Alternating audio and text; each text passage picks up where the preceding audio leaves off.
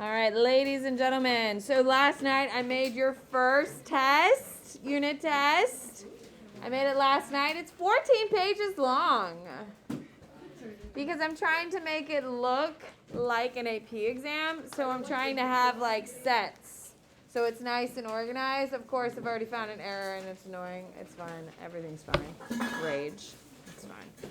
So, with that being said, on Friday you have your first review test. It's on Unit 1, 2, and 3. 35 questions in 35 minutes. I am truly trying to model your weekly review test after the AP exam. Everything is in sets. What that means is you have a prompt, a picture, a map, a chart, whatever, and then 3 or 4 questions. It does honestly kind of look like the AP exam. I even tried to do a cover sheet to the test, like the whole thing. I was really trying. What? Is this a study test or you show up when you just go? It's kind of a little bit of both. If you've been doing what you're supposed to be doing, you should be okay. There's not like a specific thing.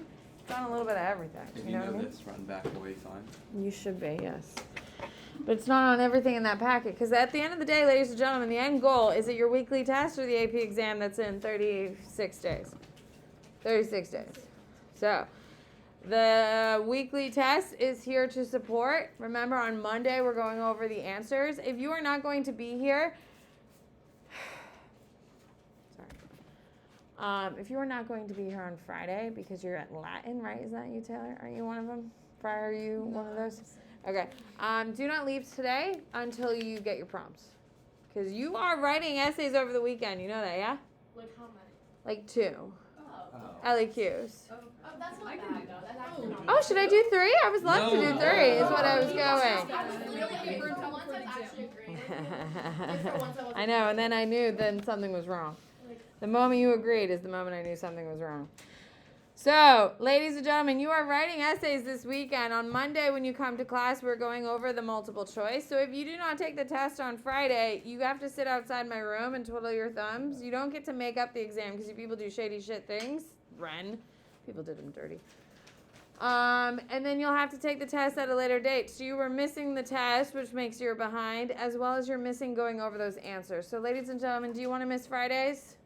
No, you do not. So please come to school if you can make it. If you can't, like Taylor's doing, she's going to come in first thing Monday morning and take the test in the morning so she can sit in class and go over those answers. Because I think we can all agree going through the test would be super helpful, yes? Seeing what you got wrong, why you got wrong, and we can have an actual genuine discussion that's going to be happening with all of your review tests. But if you don't take the test, you don't get the benefits. Yes, ma'am? So maybe I can take it on Thursday? The test? Why? Because I'm coming late Monday. I'm driving from Miami on Monday morning. Talk to me after class, but we can figure something out. We can make it work for sure. So, ladies and gentlemen, it's a big deal. The tests are important so we can have a genuine conversation about the multiple choice component. By the way, I finished printing your mock exam today. It took me only about an hour and 45 minutes to make copies standing at that machine. Damn it, but I got it done. So we are ready to go, so keep that in mind. That is very quickly approaching. You have writing week next week. You do not have school next Friday. So our writing week is shorter than what it would be.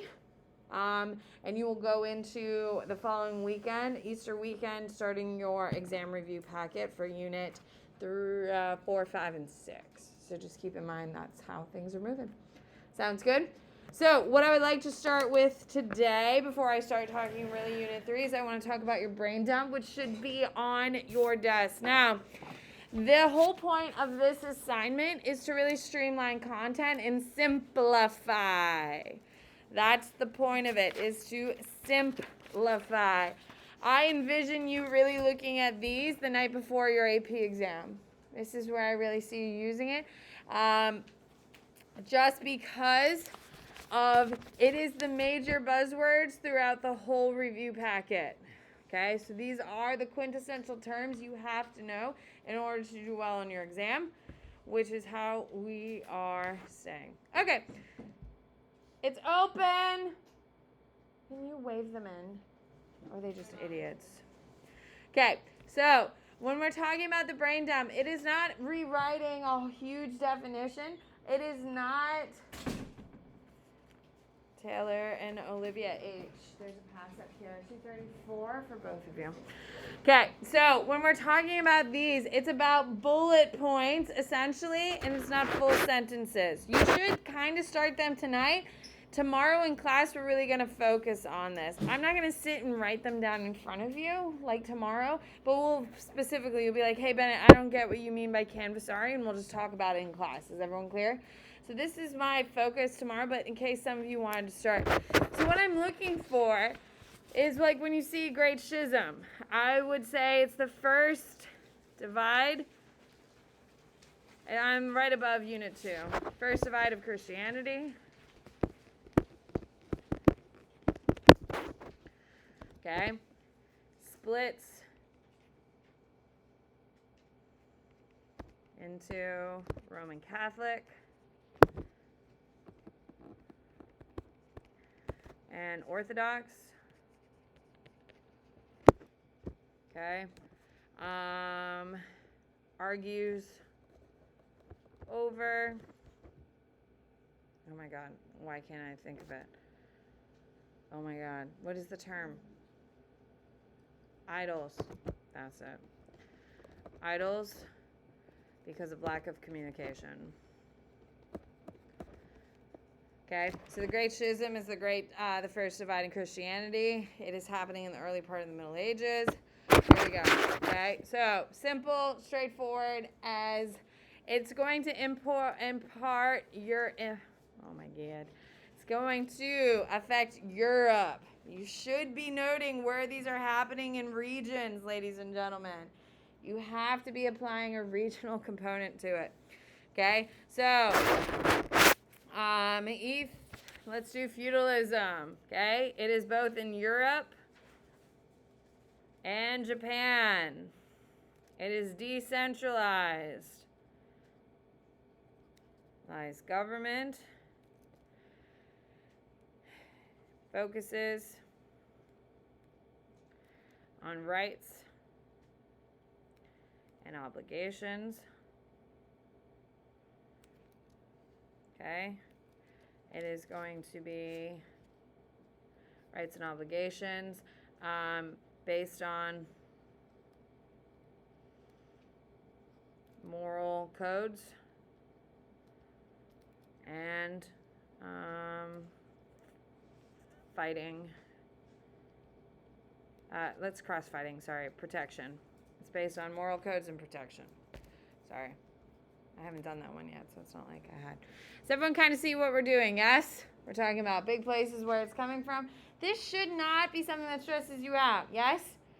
By the time you finish your review packet, you should be able to do 95% of this without even thinking about it. Yeah? Now, you should put some good thought into it because you want these to be nicely well done. Can we agree? Which is why we're spending tomorrow in class doing people and terms. This is the major terms of the unit. But these should not be started until really Wednesday. And here we are on Thursday in class. We're going to focus on them because these are the major high points. If you look at the very last page, you have big things that occur. Let's talk about what are some big things that occur in Unit 1. What are the big things? Hello? Let's talk about bigger things that Champa Rice. What is some big things, Scott?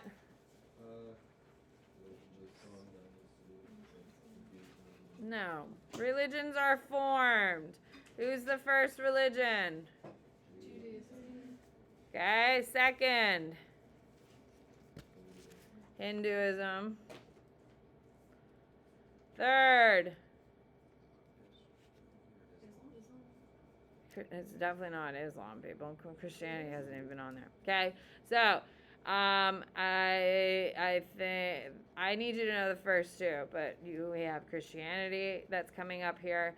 I don't know if it comes before or after Buddhism, if we're being honest. Confucianism is in there, which isn't a religion, but is a belief system. Christianity, Buddhism, Islam, of course. Okay, all of your major religions are going to start in Unit 1. Okay, what else are some other big things that are happening here? Hunter, give me another thing, big thing in Unit 1. Keep in mind, you got a bunch of boxes. If you just open it up to the other side, you'll see a bunch of stuff. What do we got, Taylor?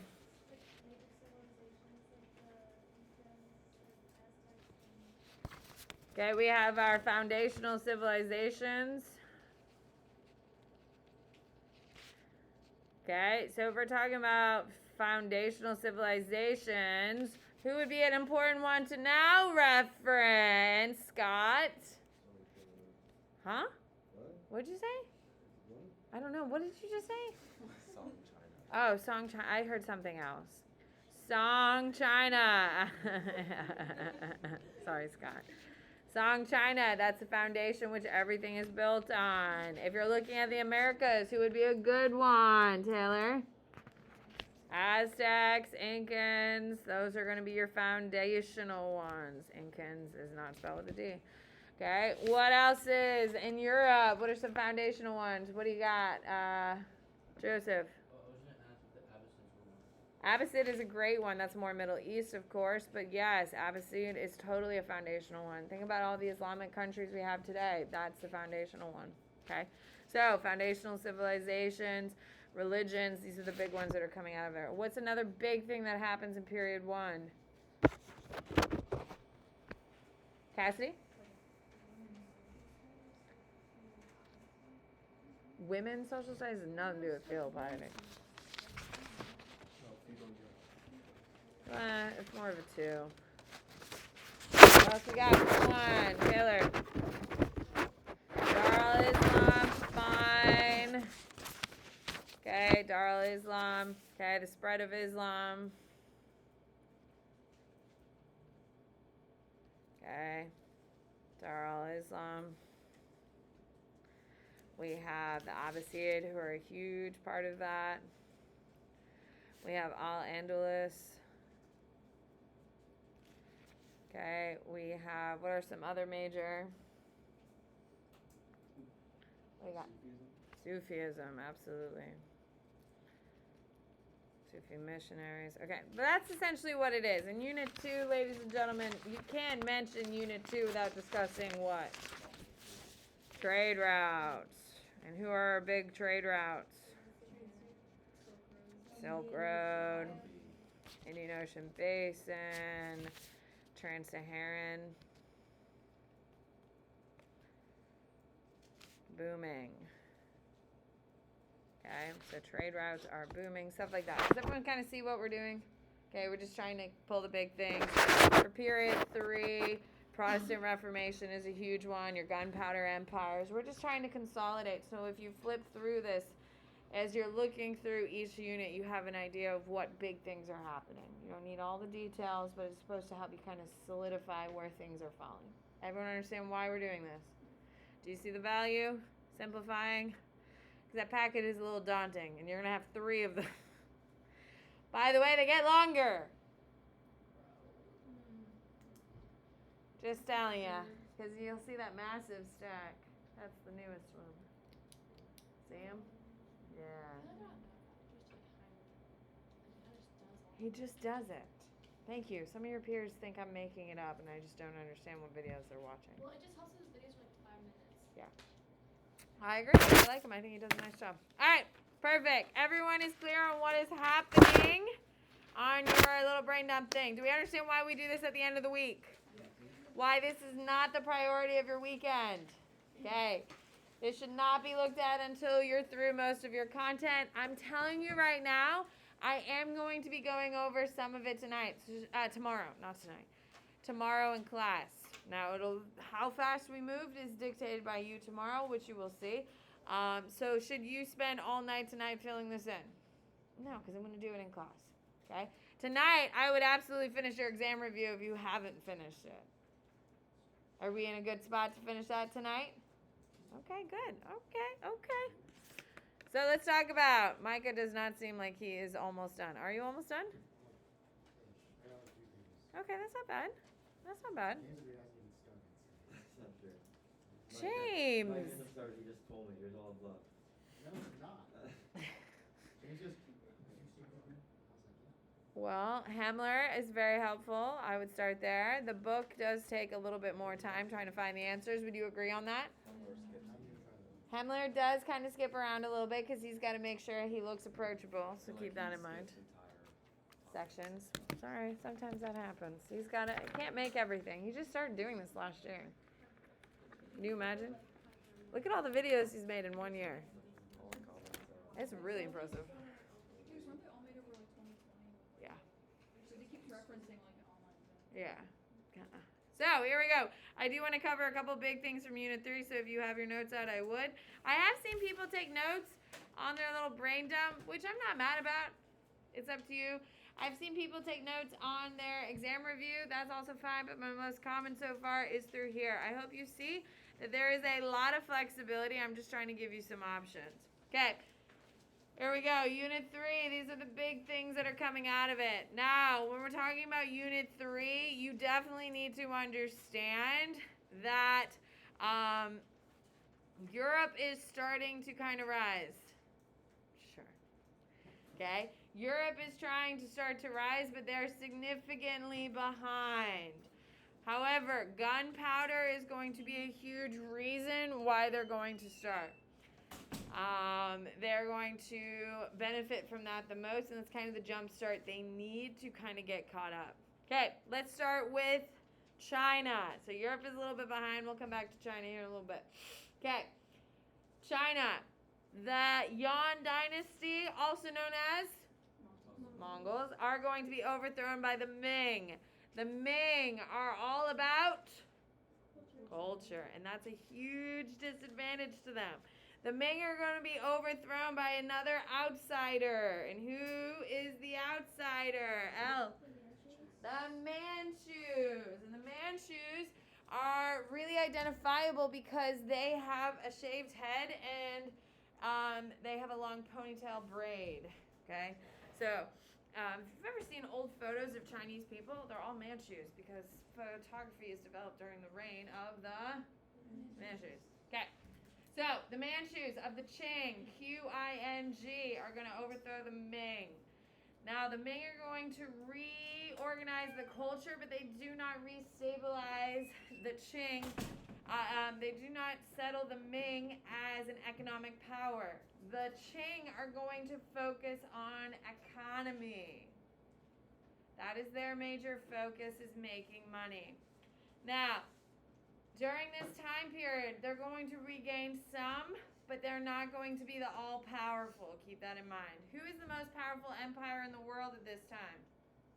Who's the wealthiest? Chris? The Mughal in India are the wealthiest. Part of the reason why they're the wealthiest is because China's in chaos, right? The Yuan Dynasty has come in and caused chaos. The Ming focusing on everything other than making money. And then the Qing are trying to figure it all out. So keep that in mind. Now, when you talk about the Qing, Quan Long is the big one that you need to know. Under him and the Qing, we're going to have the largest empire in Chinese history. Okay, Quan Long is going to have the biggest of the Chinese empires. Okay, and he is going to spend a ton of money. Okay, so much so that they are going to run out for a little bit. But it is going to work out, of course, in their favor. Now, the Qing are going to be in power until they get overthrown in 1911 by Sun Yat-sen. Okay, so the Qing are in power in 1911. However, what is the big asterisk to that? The Qing are in power, but who is really in power for a huge portion of that, about 150 years? Parker. Isn't it imperialist? Yeah, spheres of influence is happening during the Qing dynasty, so please keep that in mind. Okay, let's go to Gunpowder Empires, ladies and gentlemen. And the first major one is the Ottomans. The Ottomans is the largest. What regions are the Ottomans in? Got a key. Eastern Europe is a huge one. They make it all the way to Austria, people. Okay, what's another region they're in? Scott. The Middle East. Obviously, they're Islamic. What's another region? Joseph. North Africa. Good. You got a little bit of East Africa, but that's the worst answer of them all. Okay. The Ottomans, they are known for taking over Constantinople in 1453. You have to know that date. You have to know 1453. And the Ottomans will be in power until 1918 after what conflict? World War One. They're in power until the end of World War One. Okay, the Ottomans during period 3, you need to know Suleiman the Magnificent or Suleiman the First. Okay, he is the Golden Age. He is going to expand it to its largest. What are you seeing here as the trend, ladies and gentlemen? This is the largest of your land empires during period 3. This is when we're having huge land empires, because in Unit 4 we go from land empires to sea or maritime empires. So that's the big difference. These are the big trends you should be seeing, because there are trends in history. Suleiman the Magnificent is going to be the guy who expands the empire the largest, is going to start the navy too. Okay, and he's the guy who is going to pull your Christian boys into fighting as well. Okay, your next of your gunpowder are the Safavid. You have to know what sect the Safavid are, and what sect are they, Taylor? Shiite, which is the largest or the smallest? Smallest. Okay, it is super unique. They are also the smallest of the Gunpowder Empires, and they also have the shortest amount of time in existence, so please keep that in mind. You do need to know the Golden Age is Shah Abbas, okay? And he is the guy that is going to make it the biggest, of course. He's going to get his butt kicked, though, by the Ottomans. Their biggest enemy is the Ottomans. And the Ottomans are going to ban them, which means it's going to kill their economy. Because who is running the Middle East? Ottomans. And they're going to ban the Safavid because of religious disputes. So keep that in mind. That's going to kill their economy. Okay, the Safavid are going to be the best place for women to live during this time period if you want independence and your own wealth and the ability to divorce. Okay, so Mughal. What region is the Safavid in? It's only one. Middle East, yes. Okay, then we're in the Mughal. What region are we in? South Asia. So keep in mind, you gotta get better at your regions here, people. Now, the Mughal is the wealthiest empire in the history of the world. What's their largest exports? Spices are going to be a big part of it. They're going to have some cotton fabrics and stuff like that, but gems, that's their big thing. Like, the Queen of England stepped out at her husband's funeral for the first time in like 6 months, and she was wearing a huge ruby on her chest. It's called the Heart of India. Where do you think they stole it from? India. Queen Victoria did it, not Queen Elizabeth II, who we currently have dying in Buckingham Palace. She's got to be almost dead, right? She had seen the COVID scare. Yeah, the whole thing. Oh my god, I thought we were gonna do a week off for work. Oh my god. Yeah, as soon as she dies, we stop everything, and I'm just watching. Like, I cannot wait. Well, for the crowning, yeah.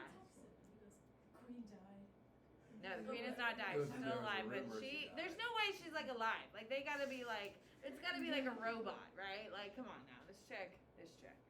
Anyway, we've gotten a little off track. The Mughal, ladies and gentlemen, you do need to know, underneath them you have Akbar the Great, who is all about religious tolerance, and he is like one of the greatest humans on the planet who have ever existed. Under Akbar, we're also going to see Sikhism, which is the blending of Islam and Hinduism, okay, to create peace. It's also going to turn vegetarian in India. Isn't that wild? It's wild. Anyway, it's also going to be the largest expansion of the Indian caste system during the Mughal. And the reason is because India is making so much money under the Mughal. Life is so wonderful under the Mughal that people are just naturally, people who are Islamic are converting to Hinduism because it's such a great place to be. Does that make sense? So it expands more. What's a major accomplishment of the Mughal dynasty? The Taj Mahal is being built by them. Those are something that you should know.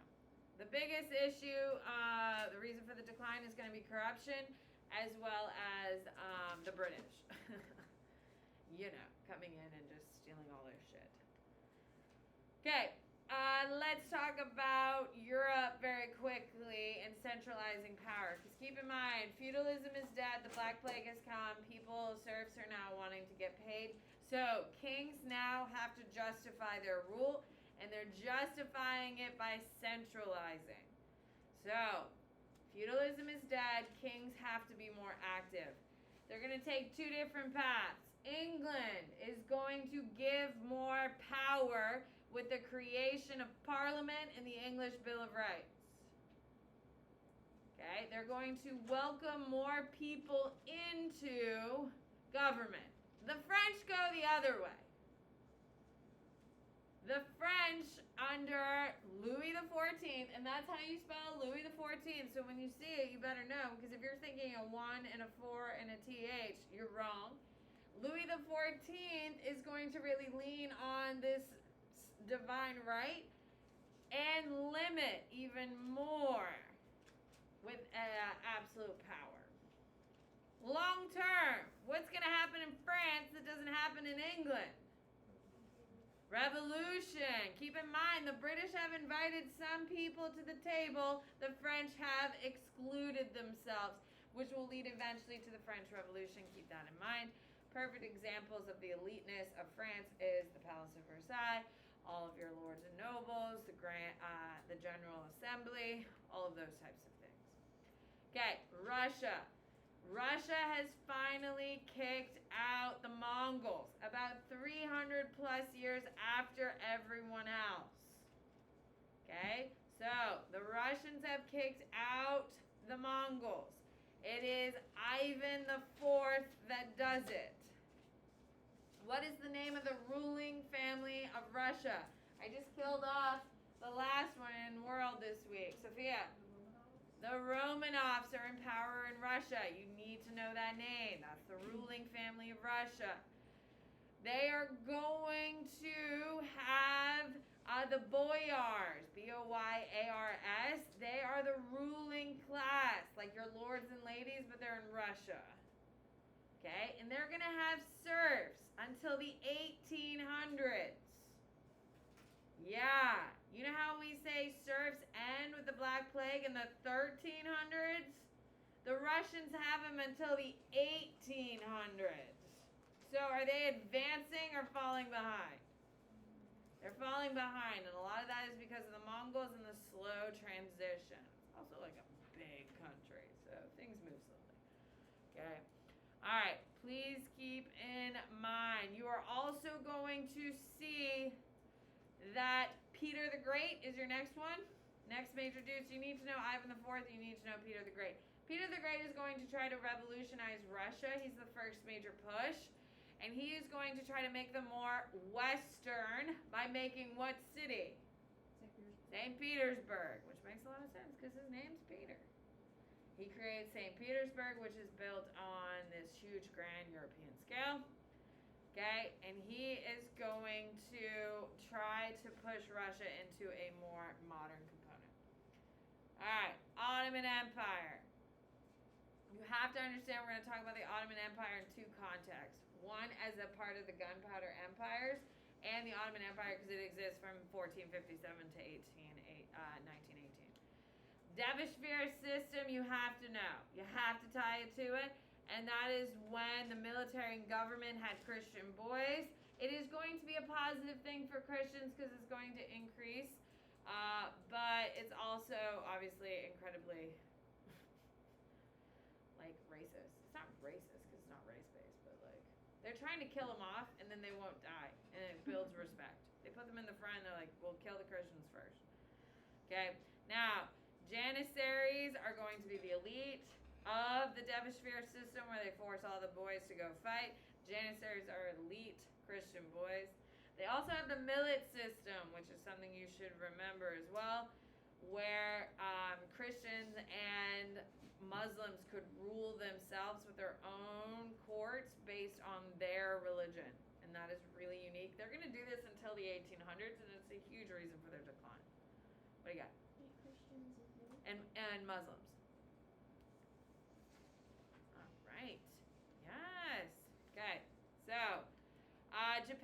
jump to Japan. Japan is under feudalism, ladies and gentlemen. Okay, it's in feudal Japan where we have shoguns who are your lords and nobles. Okay, we have the shogun who's like the emperor. You have your daimyo who are like the lords, and you have your samurai who are the knights. Yes, it's a feudal system. It's based on rights and obligations, all of those components. You do need to know that gunpowder is going to have a big impact in Japan, and they're going to limit its exposure. The government of feudal Japan is called the Tokugawa Shogunate, which are going to consolidate all the power in Japan. They're going to stay in power until who shows up? Who? Gattaca. Matthew Perry of the United States. Yeah, they didn't even know it existed. And a guy flying a weird flag shows up in a gunship and blows up a mountain and says, open. So, they are going to close the doors of Japan. The Tokugawa Shogunate are going to close the doors. Why are they closing the doors, Logan? Because China was just had like spheres of influence and they were trying to protect themselves. Yes, absolutely. Who's the only people they allow in only to a small island in the port? What do you got, Taylor? Yeah, the Dutch. And why did they only allow the Dutch in the beginning? Parker. Trade. Right? Some control Yes, trade. it is right. But why the Dutch and not the British? Who was the most powerful at the beginning? The Dutch. Who will fall out of favor? The Dutch. So at the beginning it made sense to only pick the Dutch. By the end, the Dutch weren't giving them lots of information because they didn't want the Japanese to know they weren't very successful anymore. Alright, so when we're talking about art, okay, and legitimizing of power, we have the Russians. Olivia, we were talking about them, or Maggie was talking about them today. The Winter Palace is the perfect example of the legitimizing of the Russians. When you're talking about Europe, the Palace of Versailles is the perfect example. When you're talking about Mughal, of course, the Taj Mahal. We do have the Suleiman Mosque. Is that the one you were talking about? The one that's built on top of another mosque? Are you an AP art history, Scott? Oh, I didn't know that. Okay. When we're talking about consolidating through finances, okay, we have a bunch of components. All right. Protestant Reformation. Okay, who's the major dude behind it? Martin Luther and his 95 Theses. You cannot discuss. What's the thing that pisses him off the most, Micah? Oh, my heart. What is it, Sophia? Simony is one of the things. This is like number 2 thing, but it's not his number 1 thing. What's his number 1, Izzy? The selling of indulgences. Yes, it's an indulgence. And what's an indulgence, Micah? It sounds like you've remembered. Forgiveness for sin. Yeah. So if I go up to my priest and be like, oh my God, oh Father, forgive me, Father, for I have sinned, and he's going to be like, what have you done, my child? I say, oh, I killed a guy. The priest would be like, oh shit. Well, I'll say, give me $100 and you're good. And I'll be like, yes. That's what an indulgence is. Okay. You need to know it's going to catch on really quickly, especially with kings.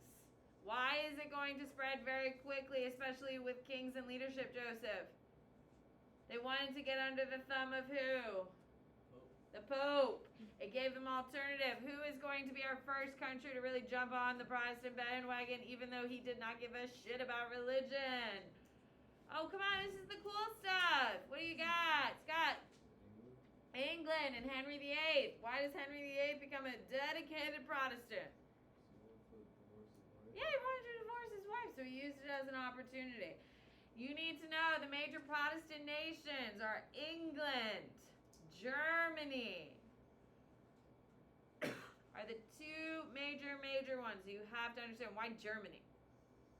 Why Germany? That's where it happened. Martin Luther's German. Okay, the whole thing went down in Germany. Okay, goodbye. There's like so much. What's the other countries that are Protestant? Those are the 2 big ones. So those are the ones you have to know. But you need to know that France is split between the 2. And you need to know that Spain is diehard Catholic. Which is why they're going to do the Spanish Armada and all that stuff, trying to get them back in. It might be mostly empty, but please don't get me wrong. Is it too late to register for that?